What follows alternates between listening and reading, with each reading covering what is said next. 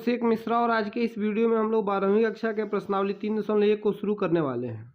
इसके पिछले वीडियो में हम लोगों ने 3.1 के बेसिक्स और एग्जाम्पल्स को देख लिया था। आप वो वीडियो देख लेंगे तब ये आपको समझ में आएगा, क्योंकि यहाँ तो हम सिर्फ सवाल सॉल्व करेंगे। अब पहला क्वेश्चन देखते हैं। अवयव ए बराबर हमें एक अवयव दिया है, इसके लिए हम लोग को कुछ मान ज्ञात करना है कि इस अवयव की कोटि क्या है। तो मैंने आपको बताया था कि कोई भी जो अवयव होता है, अगर मान लो कि ये 3, 4, 2, 3, तो ऐसी जो संख्याएं होती हैं इनको हम लोग पंक्ति कहते हैं और इनकी संख्या को पहले लिखा जाता है। तो एक पंक्ति है और दो पंक्ति, तो 2 और गुना का चिन्ह देके उसके बाद स्तंभों की संख्या को लिखते हैं। तो स्तंभ भी 1 है और 2, तो 2 गुना 2 हो गया। उसी प्रकार हमें यहाँ देखना है कि कितनी पंक्तियाँ हैं। तो पंक्तियाँ हैं 1, 2 और 3, तो हम यहाँ 3 लिख देंगे।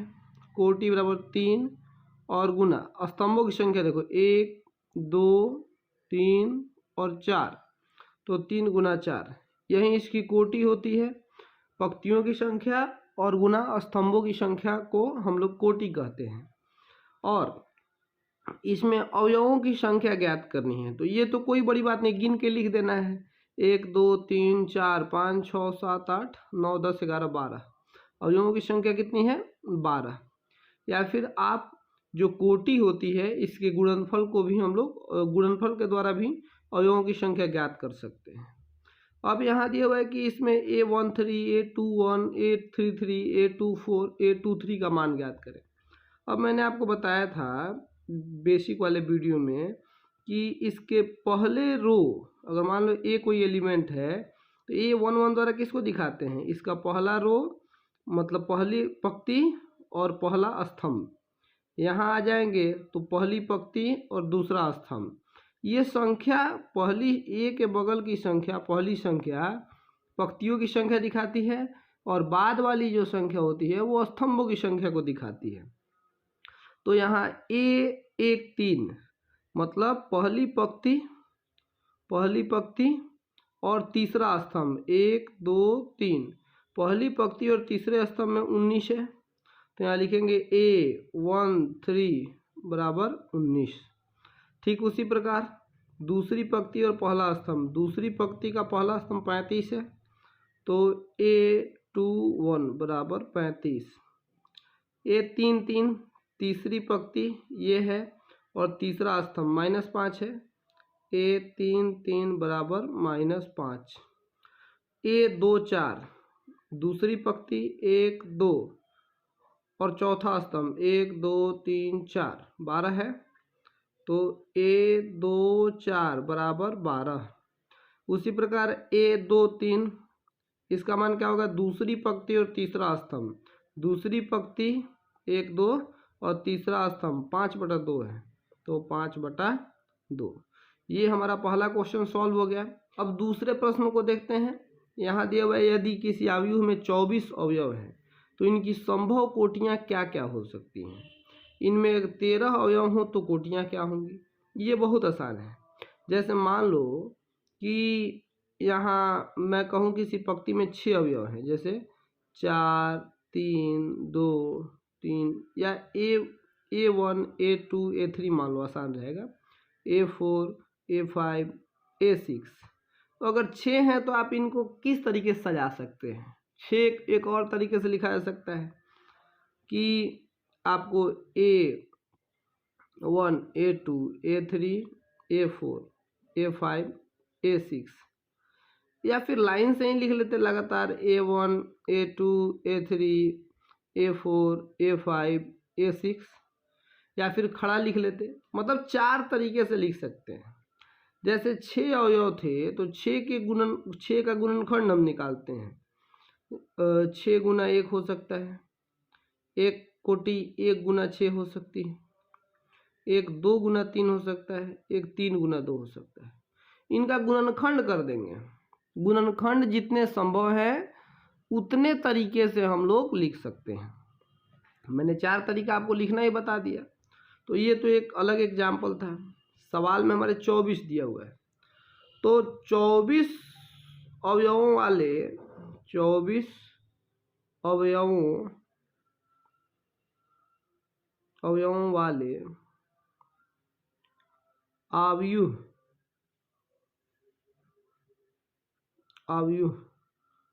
अवयवों की कुल संभव कोटियां कितनी होंगी? संभव कोटियां कितनी? एक तो 1 गुना 24 हो सकता है, दूसरा 24 गुना 1 हो सकता है, 2 गुना 12 हो सकता है, 12 गुना 2 हो सकता है, 3 गुना 8 हो सकता है, तो 8 गुना 3 भी हो सकता है, 4 गुना 6 हो सकता है, तो 6 गुना 4 भी हो सकता है, 5 से तो होगा नहीं, 6 से लिख चुके हैं, 7 से नहीं होगा, 8 से, 8 और 3 लिखा चुका है, 9 से होगा नहीं, 10 से होगा नहीं, 11 से, 12 से लिखा चुका है, हो गया बस। इतनी संभव कोटियां हो सकती हैं। आगे क्वेश्चन कर रहे हैं यदि इसमें 13 अवयव हों तब कोटियां क्या होंगी? तो 13 का तो गुणनखंड होता नहीं है, 1 गुना 13 होगा और नहीं तो 13 गुना 1 होगा। इसको आप भाषा में लिख लीजिएगा ऐसे जैसे ऊपर लिखे थे। यहाँ दूसरा क्वेश्चन भी सॉल्व हो गया। और मैं हर एक क्वेश्चन में पहले ये साइड में कुछ बता दे रहा हूँ ताकि आपको चीज़ें आसानी समझ में आ जाएं। लेकिन आप बेसिक वाला अगर वीडियो देखेंगे तो ऐसा हमने बहुत सारे एग्जाम्पल भी किया है जिसमें चीज़ों को आसान तरीके से समझाया गया है, तो ज़्यादा अच्छा रहेगा। वैसे ही कर रहा है, आयु में 18 अवयव है तो उनकी संभव कोटियाँ निकालें। तो 18 में क्या हो सकता है? 1 गुना 18 हो सकता है, 2 गुना 9, अच्छा 18 गुना 1 हो सकता है, दोनों एक साथ करते चलते हैं, 2 गुना 9 हो सकता है तो 9 गुना भी 2 हो सकता है, 3 गुना 6 हो सकता है तो 6 गुना भी 3 हो सकता है। अब कुछ नहीं हो पाएगा, 4 के पहाड़े में 18 है नहीं, 5 में है नहीं, 6 और 3 हो चुका है, 7 में नहीं है, 8 में नहीं है, 9 में है तो 9 हो चुका है और उसके बाद 18 है। तो 18 और कहते हैं 5 हो तो क्या होंगी? तो 5 का तो 2 ही हो सकता है, या तो 1 गुना 5 होगा और नहीं तो 5 गुना 1 होगा। वो स्तंभ आव्यूह और पंक्ति आव्यूह है ना, हमने पढ़ा था, वैसा ही है, row matrix and column matrix. तो अब चौथे एग्जाम्पल की ओर बढ़ते हैं। कह रहा है कि एक 2 गुना 2 का आव्यूह है और उसकी परिभाषा दी गई है कि उसका प्रत्येक अवयव ऐसे डिफाइन है, तो इनको निकालना है।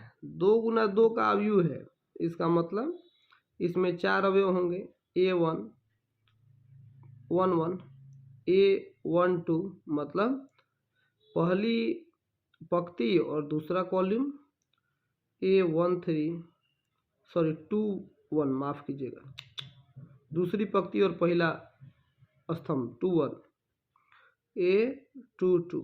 आप कहेंगे सर यहाँ पे आपने सिर्फ A1 A2 ये सब लिख दिया था। अरे मैंने उनकी स्थिति थोड़ी ना बताई थी, मैंने बताया कि यहाँ पे 2 4 5 6 कुछ भी रखता, इसके लिए मैंने A1 A2 रख दिया है ना। यहाँ उनकी स्थिति बता रहा हूँ कि यहाँ A11 होगा, A12 होगा। अब इसका वैल्यू हमें निकाल लेना है इस फॉर्मूले पे रख के। A11 हमें निकालना हो, A11 तो क्या होगा?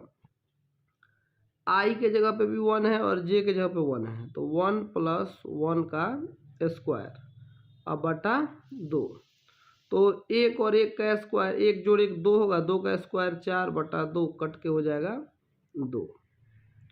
अब यहाँ A11 का मान हमें 2 मिल गया। A12 अगर ज्ञात करें तब क्या होगा?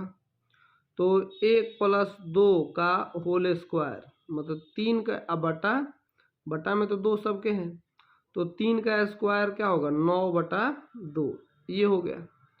तीसरा A13 2 1 निकालना हो तो 2 और 1 का स्क्वायर, ये भी 9 बटा 2 हो जाएगा। निकाल के देख लीजिए ना, आप उतने छोटे थोड़ी ना हैं अब कि सब बताया जाए। और लास्ट में A22 निकालना है, तो 2 I के जगह पे भी 2 और J के जगह पे भी 2, तो 2 + 2 का स्क्वायर 4, 2 और 2 4 का स्क्वायर 16 बटा 2 होगा, 16 बटा 2 कट के ये 8 हो जाएगा। तो हमने A1 A2 A3 मतलब A21 और A22 का मान ज्ञात कर दिया। इसको सजा दीजिए, हो गया आव्यूह की रचना। मैं नीचे लिख देता हूँ, जगह कम है। लाल पेन से लिख दूँ क्या कि अलग आपको दिख जाएगा। तो आया क्या 2, A12 का मान 9/2, 9/2, और तीसरे स्थान पे आया है हमारा ये भी 9/2, तो 9/2 और लास्ट में 8, ये हमारा आयु है। ठीक है, तो ये हमने निकाल दिया। ये दोनों आप चाहें तो अपने से कर सकते हैं, लेकिन मैं कर ही देता हूँ, वो काम भी आपके जिम्मे क्यों छोड़ा जाए। तो अगर सबसे पहले A11 हम निकालें, A11, तो यहाँ तो सिर्फ I/J दिए हुए, कुछ है नहीं, तो 1/1 बराबर 1। A12 तो 1/2, A21 तो 2/1 बराबर 2 हो जाएगा। A22 तो 2/2 बराबर कट के 1 हो जाएगा। अब इसका सजा देना है, तो यहाँ 1 होगा, यहाँ 1/2, यहाँ 2 और यहाँ सिर्फ 1, ये हो गया। यहाँ थोड़ा सा सबसे कठिन कैलकुलेशन है इन तीनों में, वैसे कठिन तो इसमें कुछ भी नहीं है। A11 निकालते हैं, तो I का मान भी 1 है और J के जगह पे भी 1 है, तो I + 2J 1 + 2 × 1 का स्क्वायर बटा 2। सॉल्व करिए, 2 एकम 2 होगा और 2 और 1 3 होगा, 3 का स्क्वायर 9 और बटा 2, इतने ही पे छोड़ते हैं। आप इसको चाहें तो 2 स्टेप 3 स्टेप में सॉल्व कर लीजिएगा, मैंने सीधे कर दिया। A12 तो I के जगह पे 1 है और 2 के जगह पे तो 2 × 2 का स्क्वायर और बटा 2, तो 2 दूना 4, 1 5 का स्क्वायर 25/2 हो जाएगा। और A21 निकालते हैं, तो I के जगह पे 2 है और प्लस 2 × 1 का स्क्वायर बटा 2, तो 2 एकम 2 और 2 4 का स्क्वायर 16 और बटा 2 होगा, यानी कट के 8 हो जाएगा। और लास्ट A22 तो ये हो गया 2 + 2 × 2 का स्क्वायर बटा 2, तो 2 दूना 4 और 2 6, 6 का स्क्वायर 36 होगा और 36/2 होता है 18। तो यहाँ आपके सामने चारों हमने निकाल दिया। अब इसको सजा लेते हैं, पहला है 9/2, दूसरा है 25/2, तीसरा है 8 और चौथा है 18। ये हमारा मैट्रिक्स मिल गया। अब हम 5वें प्रश्न की ओर चलते हैं। अब 5वां सवाल चौथे सवाल का बड़ा भाई है। बड़ा भाई क्यों? ये सेम वैसा ही सवाल है, बस आपको कैलकुलेशन थोड़ा ज़्यादा देर तक करना पड़ेगा। ये वो 2 × 2 का आयु था, ये 3 × 4 का है, माने इसमें पंक्तियों की संख्या 3 है और स्तंभों की संख्या 4 है। तो यह रखते हैं A पहली पंक्ति पहला स्तंभ, A पहली पंक्ति दूसरा स्तंभ, A पहली पंक्ति तीसरा स्तंभ और ये 1 4 पहली पंक्ति चौथा स्तंभ। उसी प्रकार A21, A22, A23, A24, A31, A32, A33, A34, ये हमारा हो गया। ठीक है, अब हमें इन सभी अवयवों को एक इस शर्त के द्वारा निकालना है, दूसरा इसके द्वारा निकालना है। हम दूसरा ही पहले सॉल्व करते हैं, दूसरा मुझे देखने में आसान लग रहा है, तो मैं दूसरा सॉल्व कर लेता हूँ और पहला आपके लिए छोड़ दूंगा। A11 करते हैं, तो 2 × 1, I की जगह पे भी 1 है और J की जगह पे 1, -1, तो 2 एकम 2 और में से 1 जाएगा तो 1 हो गया। A12 ज्ञात करना है, 12 तो 2 × 1 - 2 बराबर 0 हो जाएगा। A13 ज्ञात करना है, तो 2 × I का मान 1 है, 1 - 3 तो -1 हो जाएगा। A14 ज्ञात करना है, तो क्या होगा 2 × 1 - 4 बराबर -2। तो ये हमने पहली पंक्ति के सभी अवयवों को ज्ञात कर लिया। उसके बाद दूसरी पंक्ति के अवयवों को मैं नीचे ज्ञात कर लेता हूँ। क्योंकि मैं दूसरा सवाल आपके लिए, पहला सवाल आपके लिए छोड़ूंगा। दूसरा, अरे जैसे ये मैं निकाल रहा हूँ वैसे ये निकाल देना। आप जो घटाओ गुना भाग मैं क्या करूँ, आप करिएगा, वीडियो लंबा होते जाता है उस तरह से। तो अब A21 निकालते हैं। 21 क्या होगा, तो वही 2 इंटू आई, तो 2 गुना आई की जगह पे 2 है, अब माइनस जे है, 2 दूना 4 में से 1 जाएगा तो 3। A22, तो 2 गुना 2 माइनस 2 बराबर 2। A23, 2 गुना 2 माइनस 3 बराबर 1। A24 बराबर 2 गुना 2 माइनस 4 बराबर क्या हो जाएगा, 0 हो जाएगा। 2 दूना 4 में 4 गया तो 0। अब देखो यहाँ हम अवयव वो मैट्रिक्स भी लिखते जाते हैं जो हमने निकाल लिया। यहाँ पहली पंक्ति में लिखा था 1 0 माइनस 1 और 2, 1 0 माइनस 1 और 2। ये A11 A2 A13 A14 का मान मैंने लिखा है। दूसरी पंक्ति का मैंने यहाँ निकाला है लाल कलम से, वो क्या है, 3 2 1 0, 3 2 1 और 0। अब तीसरी पंक्ति का यहाँ निकाल लेते हैं, A31 बराबर आई का मान भी 3 है, जे का मान 1 है, तो 2i, तो 2 गुना 3 माइनस 1, 2 3 6 में से 1 जाएगा तो 5। A32 A33 A34 अगर आप निकालिएगा, आप देखिए ना, 2 2 3 6 में से फिर 2 घटाना होगा तो 4 आएगा, अगला 3 आएगा, अगला 2 आएगा, आप बना लीजिए। तो 5 4 3 और 2, ये हमने सॉल्व कर दिया। अब चलो आप बताइए कि आप ये अपने से कर सकते हैं। तो मैं तो आपका जवाब सुन नहीं सकता ना, मैं तो कैमरे के सामने बोल रहा हूँ, आप बस बना ही लीजिएगा। छठा सवाल भी बड़ा आसान है। मतलब हम लोगों ने बेसिक्स में ऐसा बहुत बनाया था। निम्नलिखित समीकरणों में से एक्स वाई और जेड के मान निकालने हैं। मैंने आपको बताया था बेसिक्स में कि 2 ठो मैट्रिक्स अगर बराबर हो तो इसके पहले रो और पहले स्तंभ का अवयव इसके बराबर होता है।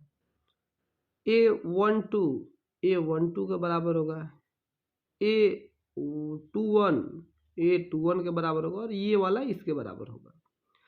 तो यहाँ से क्लियर है कि 4 है और y है, तो y का मान 4 निकल गया। हम पहला सॉल्व कर रहे हैं। और यहाँ 3 है और z है, तो z का मान 3 निकल गया।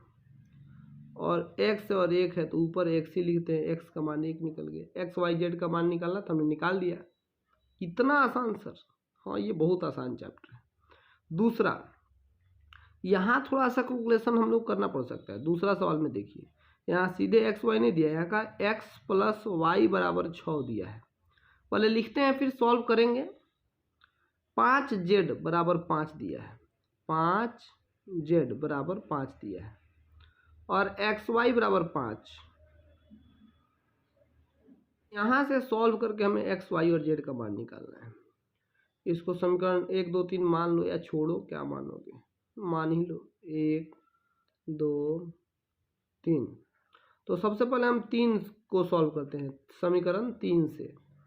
5z बराबर 5 है, तो z बराबर गुना में 5 है तो बटा में 5, 5 बटा 5 1 हो जाएगा। यहाँ से हमने z का मान निकाल दिया। अब z का मान निकाल दिए तो z का मान रखे तो कहाँ रखें, ये तो z का बस निकल गया। अब x y हमें जो रखा हुआ है, यहाँ से y का मान निकालते हैं।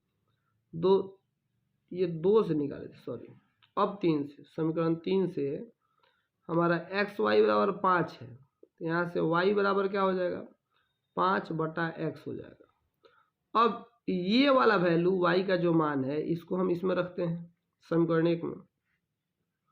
1 तथा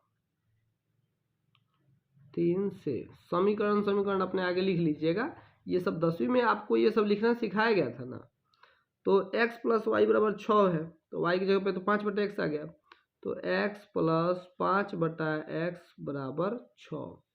चलिए सॉल्व करते हैं। इसके बटा में 1 देते हैं, कुछ नहीं है तो 1 और x का एलसीएम x ही हो जाएगा, तो यहाँ x स्क्वायर प्लस एक्स एकम 1 तो 5 बराबर 6। यहाँ से द्विघात समीकरण बन गया हमारा। x जब उधर जाएगा तो एक्स स्क्वायर प्लस 5 बराबर 6x। सॉल्व करते हैं, या x square minus 6x plus 5 बराबर 0। अब आपको तो आता है ना बीच वाले को तोड़ना, इस जोड़ने पे 6 आना चाहिए और गुना करने पे 5 आना चाहिए। ये कैसे हो गया सर? ऐसी कौन सी संख्या है जो जोड़ने पे 6 आए और गुना करने पे 5 आए? पक्का 6, 5 और 1 है ना। तो या x square minus 5x minus x, देखो ना 5 और एक्स 6x हो जाएगा, प्लस 5 बराबर 0। अब कॉमन निकालते हैं, x निकलेगा तो x माइनस 5 बचेगा।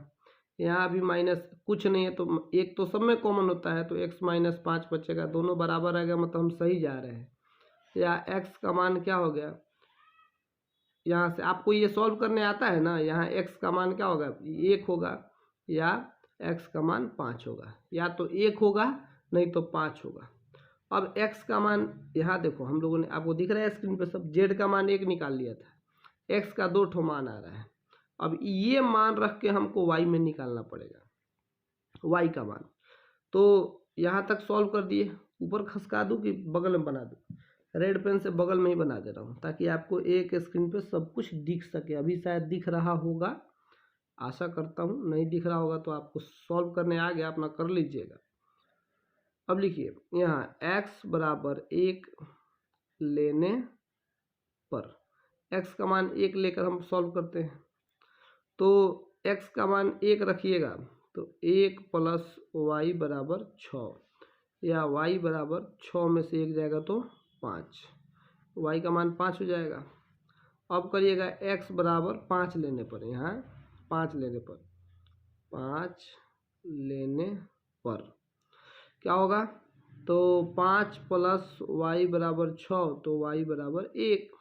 मैंने अगर x का मान 1 लीजिएगा तो y का मान 5 आएगा, तो y का मान 5, x का मान 5 लीजिएगा तो y का मान 1 आएगा। तो अगर आपको एक स्क्रीन पे दिख रहा हो तो आप इसका स्क्रीनशॉट ले लीजिए। हमने पहले और दूसरे क्वेश्चन को सॉल्व कर लिया, यहाँ पे तीसरा भी मैं ही सॉल्व करता हूँ, फिर आप कहेंगे सर तीसरा छोड़ के भागेंगे आप। तो यहाँ दिया हुआ है कि x plus Y plus Z, ये तो स्तंभ आयु है, देख लो सिर्फ एक स्तंभ है, यहाँ भी सिर्फ एक स्तंभ है। x plus Y plus Z बराबर 9 आ रहा है, जहाँ x प्लस जेड बराबर हमें 5 दिए हुए हैं, x प्लस जेड, और y प्लस जेड बराबर हमें 7 दिए हुए हैं। तो ये हो गया समीकरण 1, समीकरण 2 और समीकरण 3। अब 1 तथा 3 से, समीकरण 1 तथा 3 से y प्लस जेड के जगह पे हम यहाँ 7 रख देते हैं, तो x प्लस ये y प्लस जेड के जगह पे हम ये रख देते हैं 7।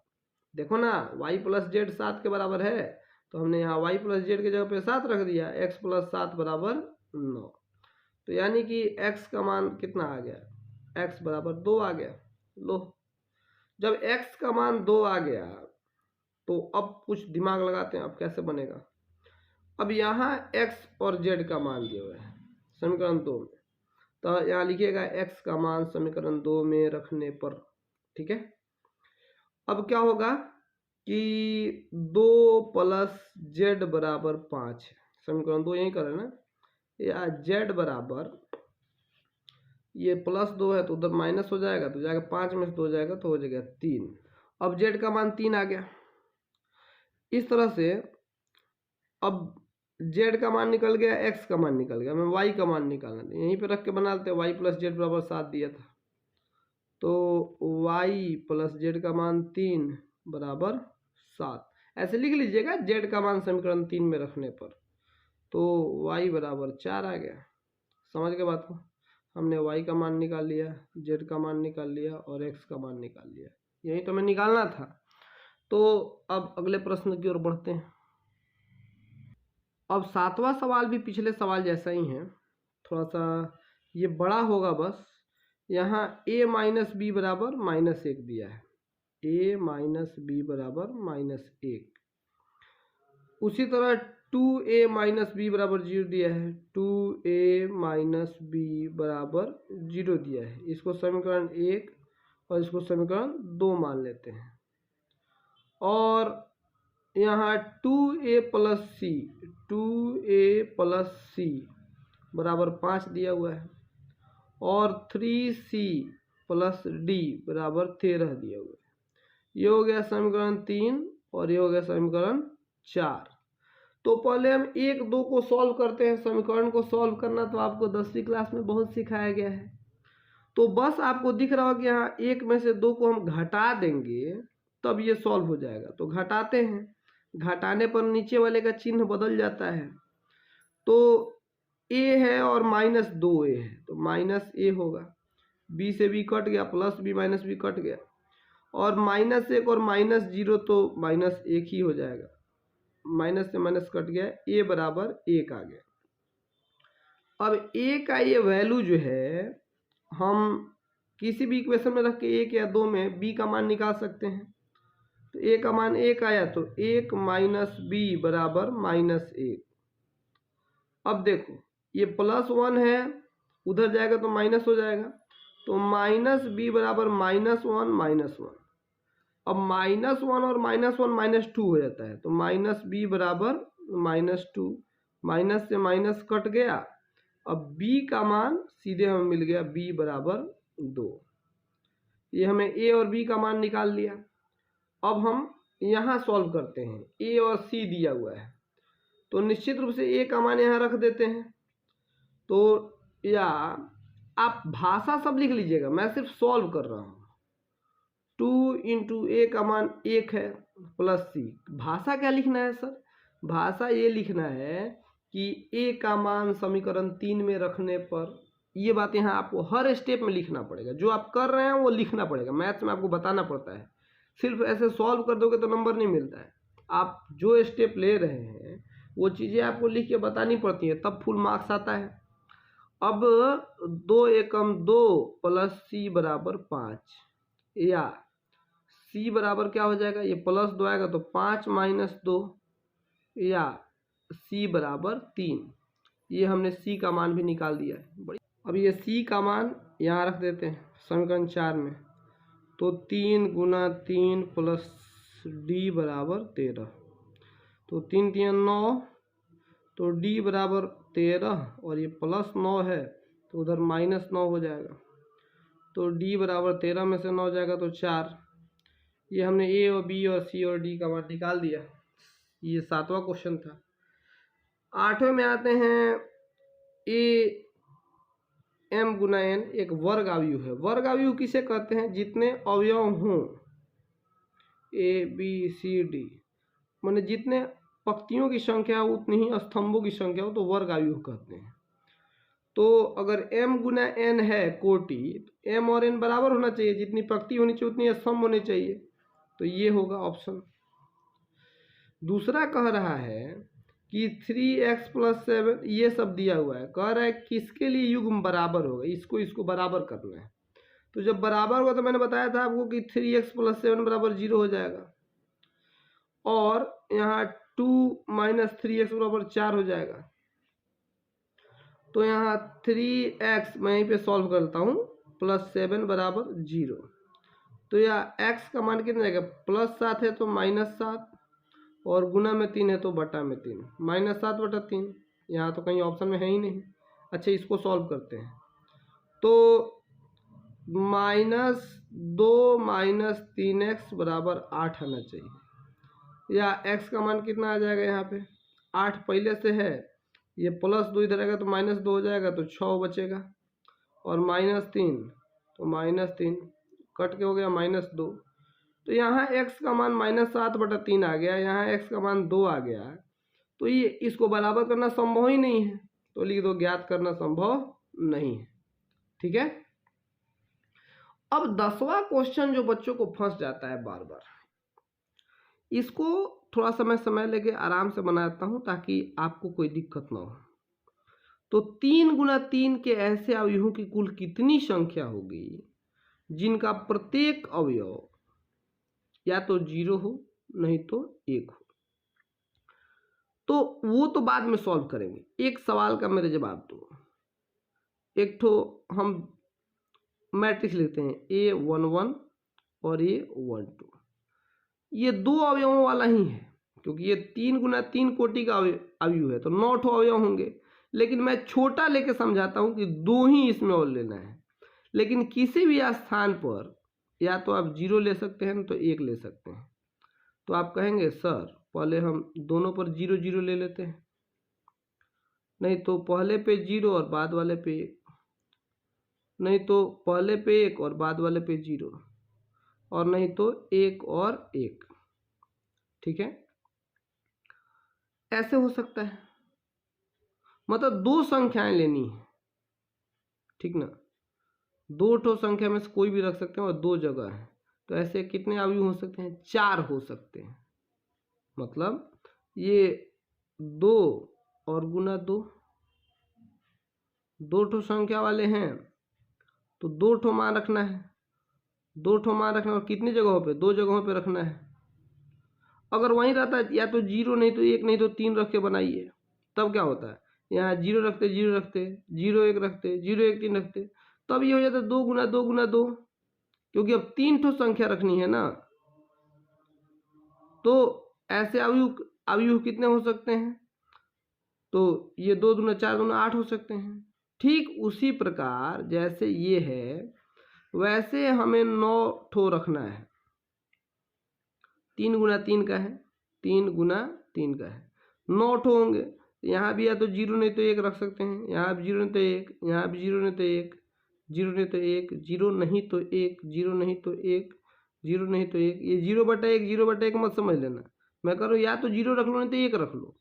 मतलब हर एक स्थान पे आप 2 ठो संख्याएं रख सकते हैं। और ऐसे कितने स्थान हैं? 9 स्थान है। तो 2 गुना 2 गुना 2 गुना 2 गुना ऐसे 9 ठो 2, माने 2 का पावर 9।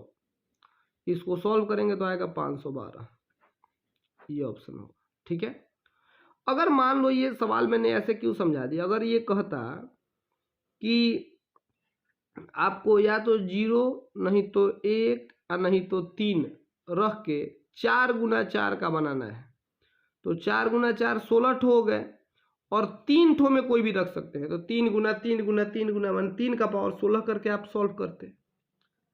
आशा करता हूँ कि ये समझ में आया होगा, और नहीं आया होगा तो जैसे बाकी लोग याद करवाते हैं याद कर लीजिए, ऐसे सवाल जब आएंगे तो 2 का पावर 8 कर देना। अभी के लिए बस इतना ही। Thank you. अगले वीडियो में हम लोग 3.2 के बेसिक्स और एग्जाम्पल्स को देखेंगे।